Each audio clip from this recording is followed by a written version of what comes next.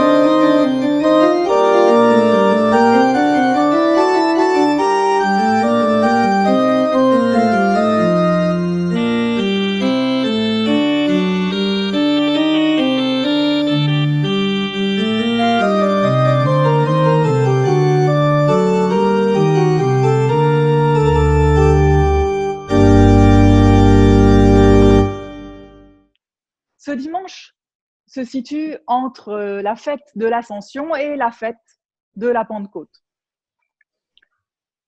Ce dimanche est nommé Exaudi, d'après les paroles du psaume 27, cela veut dire « Écoute, écoute Seigneur, ma voix qui crie vers toi, prends pitié de moi et réponds-moi, Alléluia ».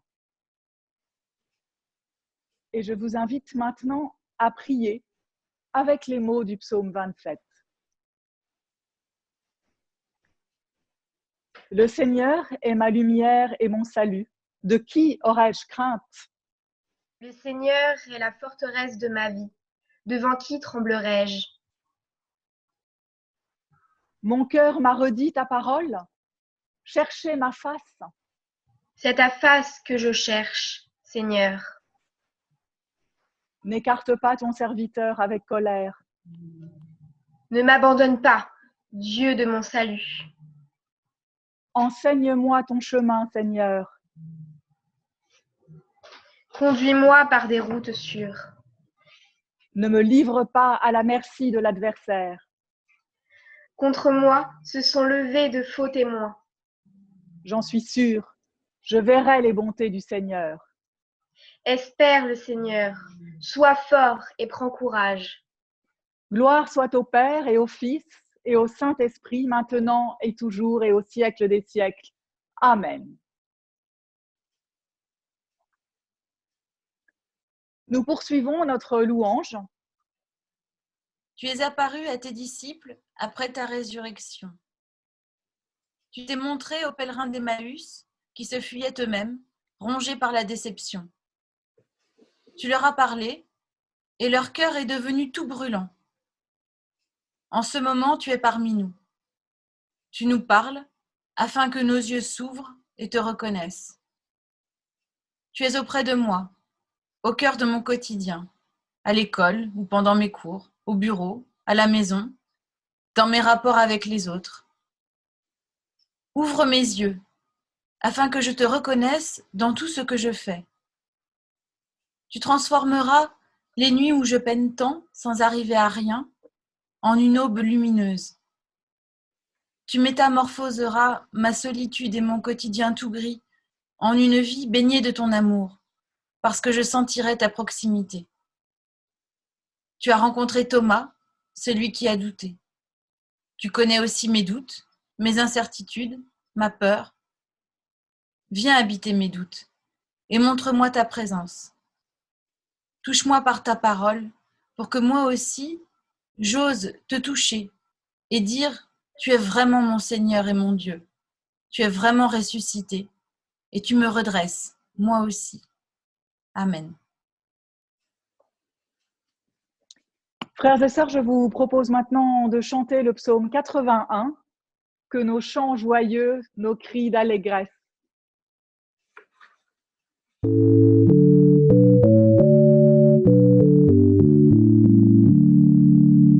Que nos chants joyeux, nos cris d'allégresse jaillissent vers Dieu le puissant Seigneur qui met sa vigueur dans notre faiblesse. Les corps et les hautbois, l'éclat des trompettes, nos luttes et nos voix diront quelle ardeur brûle notre cœur en ce jour de fête. Dieu nous a donné ce jour d'espérance, il l'a ordonné pour nous réunir dans le souvenir de sa délivrance. Chantons une voix nouvelle qui dit lève-toi, redresse ton dos, j'ôte le fardeau, je brise ta chaîne. Avant de lire les Écritures, nous prions. Seigneur, allume en nous ta lumière, donne-nous ton Esprit Saint, et puissions-nous, conduits par cette lumière et cet esprit, chercher ta vérité, respecter ta parole et trouver Jésus, notre vie et notre voix, dans ces paroles que nous allons entendre. Amen. Nous lisons dans le livre des Actes, au chapitre 1er, les versets 6 à 14. Ceux qui s'étaient réunis lui demandaient : « Seigneur, est-ce en ce temps-ci que tu vas rétablir le royaume pour Israël ?» Il leur répondit : « Il ne vous appartient pas de connaître les temps ou les moments que le Père a fixés de sa propre autorité. Mais vous recevrez de la puissance quand l'Esprit Saint viendra sur vous, et vous serez mes témoins à Jérusalem, dans toute la Judée et en Samarie, et jusqu'aux extrémités de la terre. » Après avoir dit cela, pendant qu'ils regardaient, il fut élevé et une nuée le déroba à leurs yeux. Et comme il fixait le ciel pendant qu'il s'en allait, 2 hommes en habits blancs se présentèrent à lui et dirent : « Hommes de Galilée, pourquoi restez-vous là à scruter le ciel ? Ce Jésus qui a été enlevé au ciel du milieu de vous viendra de la même manière que vous l'avez vu aller au ciel. » Alors, ils retournèrent à Jérusalem depuis le mont dit des Oliviers, qui est près de Jérusalem, dans le rayon des déplacements autorisés le jour du sabbat. Quand ils furent rentrés, ils montèrent dans la chambre à l'étage où ils se tenaient d'ordinaire. Il y avait Pierre, Jean, Jacques et André, Philippe et Thomas, Barthélemy et Matthieu, Jacques, fils d'Alphée, Simon le Zélote et Judas, fils de Jacques. Tous, d'un commun accord, étaient assidus à la prière avec des femmes, Marie, mère de Jésus, et les frères de celui-ci. Ainsi se termine la lecture de ce jour. Frères et sœurs, texte bien étrange que celui de l'Ascension. quelques versets seulement chez Luc, quelques versets au début de ce livre des Actes des Apôtres. De plus, notre récit est comme pris en sandwich entre Pâques et Pentecôte dans notre cycle de l'année liturgique, de sorte que, de fait, il passe un peu à la trappe. À telle enseigne que jeudi, jour où nous commémorions l'Ascension, quelqu'un me disait « Mais ce n'est pas une fête protestante, ça !» Alors une petite précision s'impose. Eh bien si, bien sûr que si, c'est une fête protestante aussi.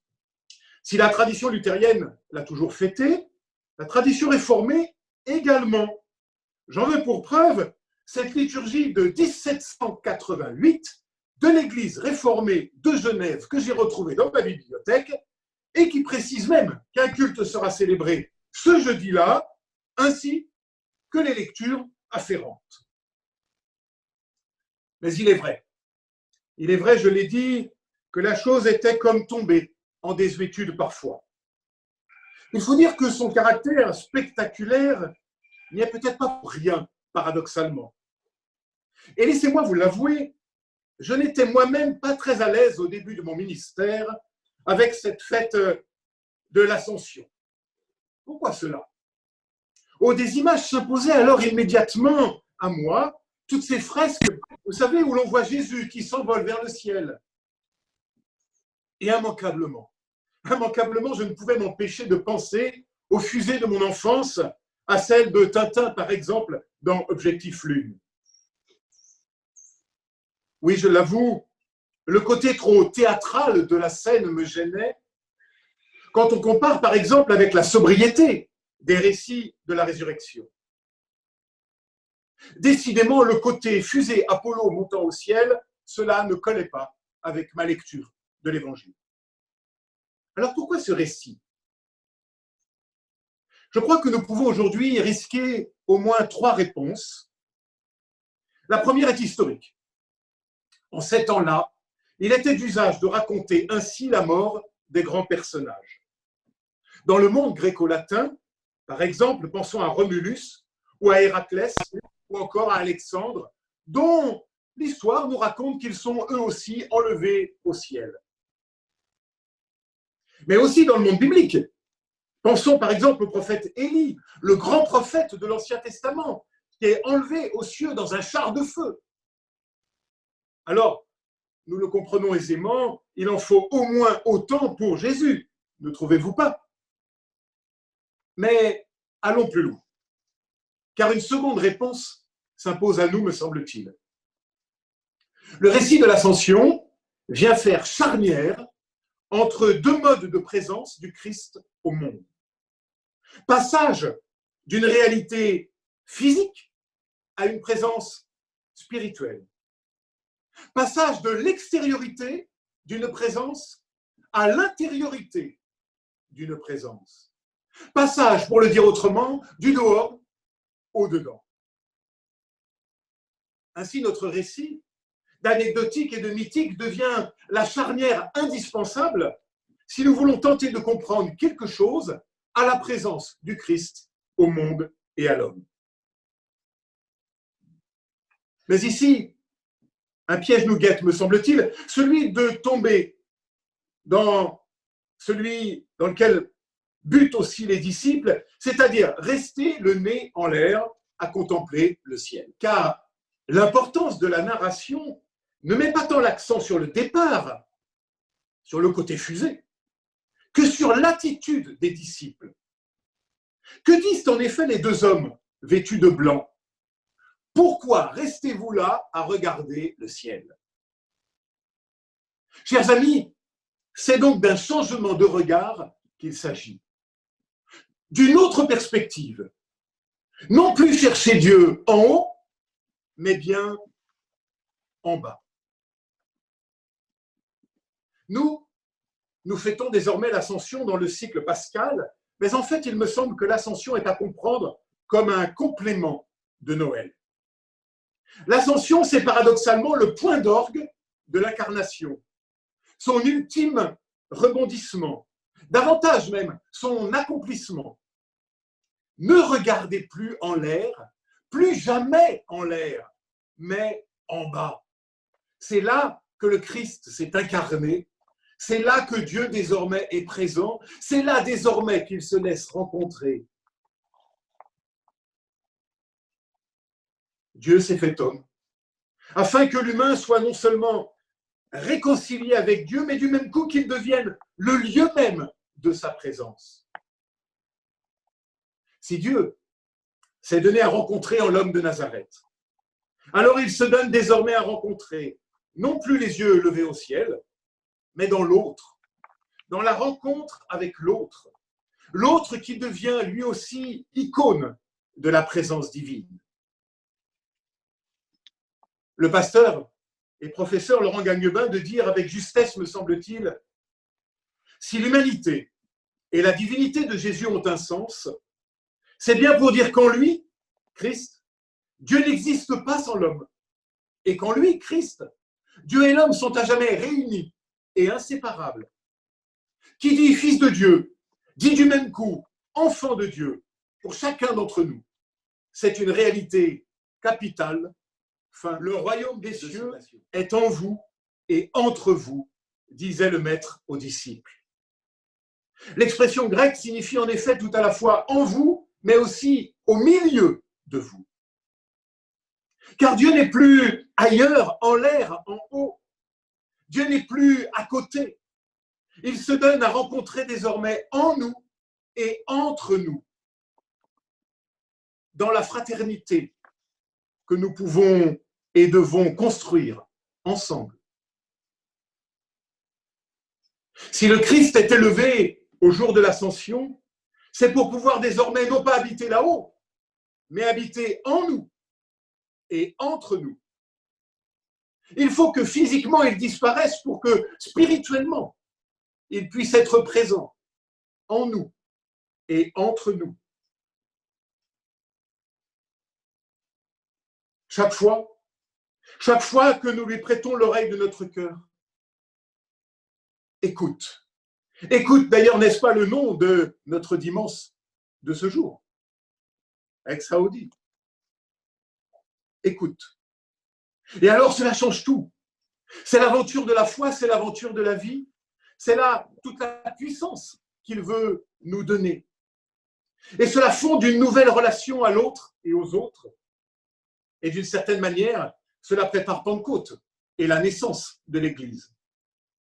Et c'est le troisième enseignement de notre récit pour ce matin. Notre récit se présente en effet comme un diptyque, fait de deux tableaux qui se répondent.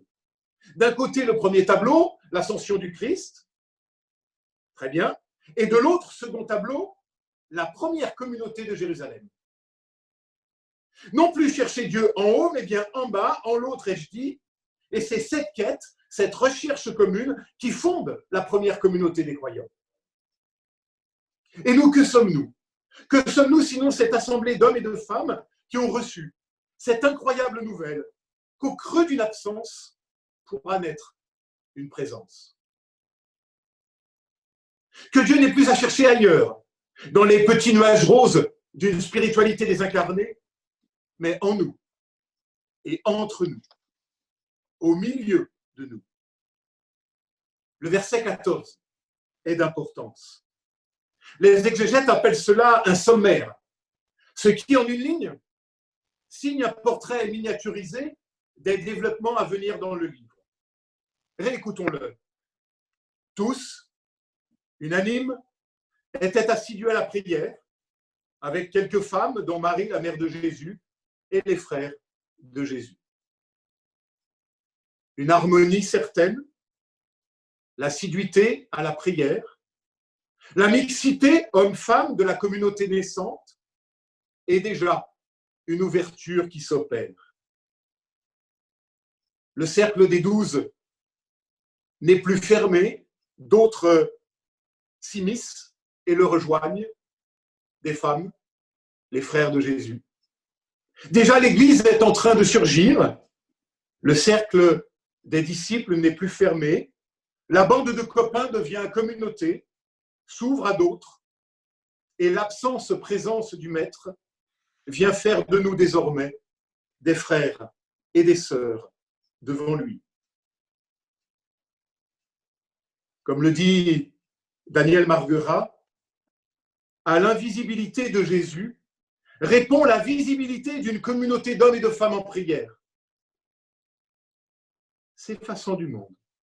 Le ressuscité ouvre un espace dans lequel la communauté des croyants concrétisera sa présence cachée. C'est façon du monde. Le ressuscité ouvre un espace dans lequel la communauté des croyants concrétise sa présence cachée. Fin de citation. Alors, en ce premier dimanche, où les cultes communautaires peuvent reprendre, y eut-il jamais plus belle actualisation pour nous de ce récit? Amen.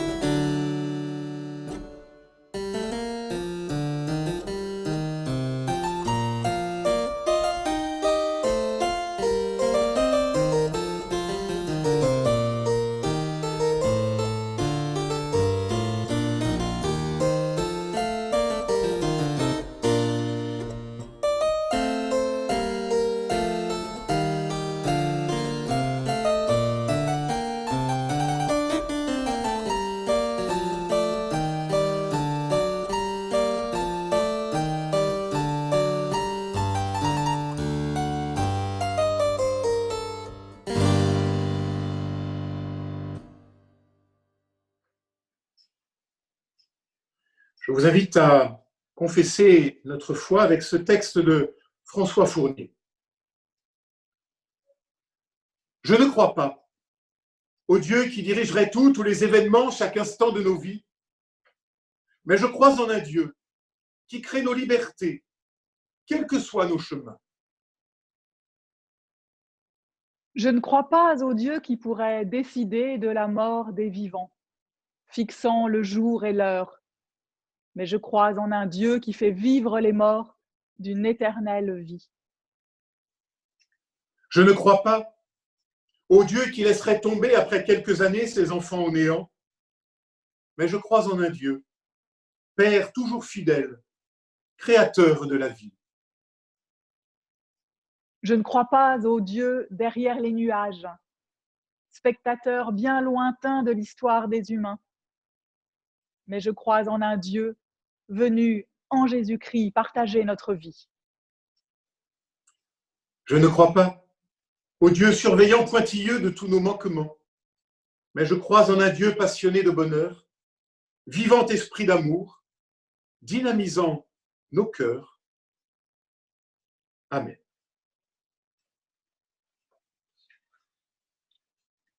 Je vous propose de chanter avec le cantique 34-27 sur tous les temps, sur tous les lieux.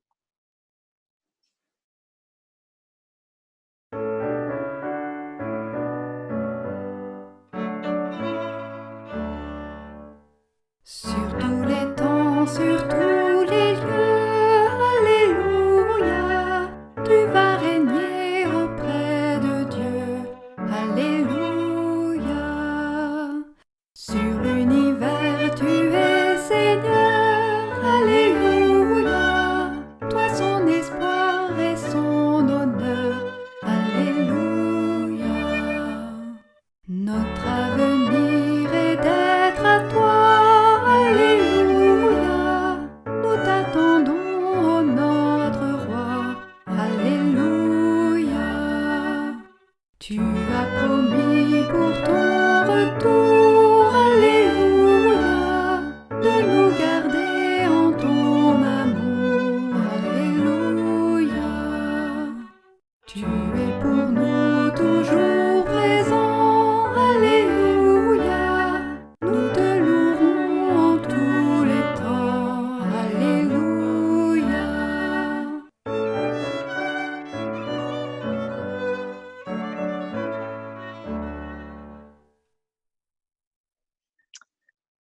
Je vous propose d'entrer maintenant dans l'intercession.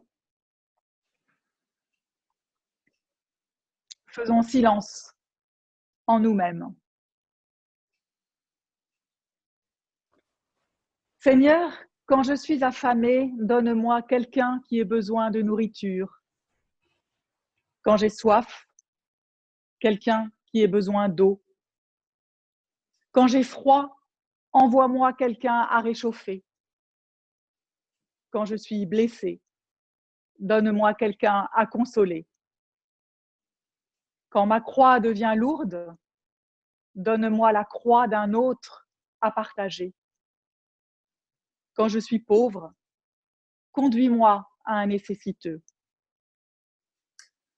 Quand je n'ai pas le temps, donne-moi quelqu'un que je puisse aider un instant. Quand je suis humilié, donne-moi quelqu'un dont faire l'éloge. Quand je suis découragé, envoie-moi quelqu'un à encourager. Quand j'ai tant besoin de la compréhension des autres, donne-moi quelqu'un qui ait besoin de la mienne.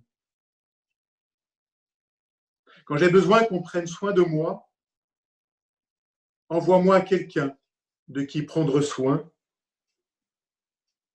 Quand je ne pense qu'à moi, tourne mes pensées vers autrui. Et pour récapituler tout cela, nous te disons, Notre Père, qui es aux cieux, que ton nom soit sanctifié, que ton règne vienne, que ta volonté soit faite sur la terre comme au ciel. Donne-nous aujourd'hui notre pain de ce jour. Pardonne-nous nos offenses, comme nous pardonnons aussi à ceux qui nous ont offensés. Et ne nous laisse pas entrer en tentation, mais délivre-nous du mal, car c'est à toi qu'appartiennent le règne, la puissance et la gloire pour les siècles des siècles. Amen.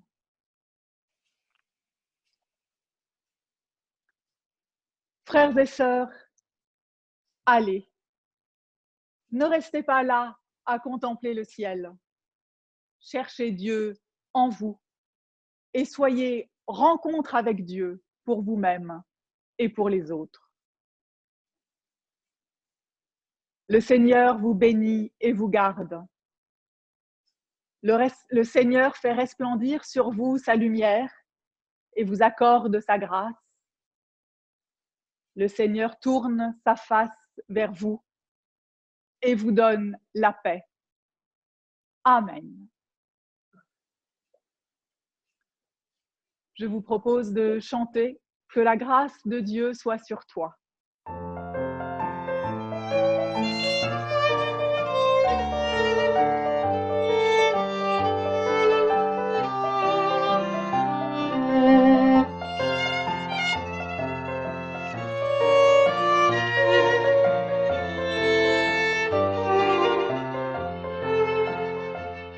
Que la grâce de Dieu soit sur toi, pour t'aider à marcher dans ses voies. Reçois tout son pardon et sa bénédiction. Va en paix dans la joie, dans l'amour. Que la grâce de Dieu soit sur toi, pour t'aider à marcher dans ses voies. Reçois tout son pardon et sa bénédiction. Va en paix dans la joie, dans